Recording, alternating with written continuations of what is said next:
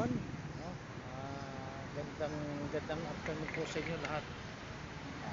Ito po si Tatay Tips at yan po ang ating etsura pag tayo nagmumotor. Laging safety ang ating pinag-uusapan. So pag ang ating pag nag-drive tayo ng motor, as motorista kailangan po natin may helmet lagi. Kahit saan ka magpunta, malapit man o malayo, lagi po tayong nag-helmet. At lagi pong tinitingnan ang daan. Kailangan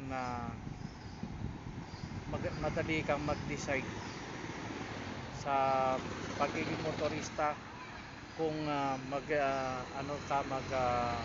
mag-overtake ka. Dapat mag-decide ng maaga kung mag-overtake o hindi.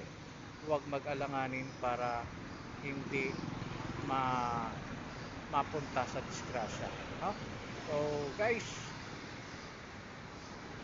dito po tayo ngayon sa daan dahil may nag-text. So isa sa mga dapat nating ginagawa pag nagre-receive ng call or text, magre-reply. Huwag magmamaneho while texting or calling. So dapat sa gilid ng daan, para muna ng sandali. Anyway, hindi naman yan kakain ng malaking oras. So guys, hindi na ako magtatagal, no? At ako'y bibiyahe na.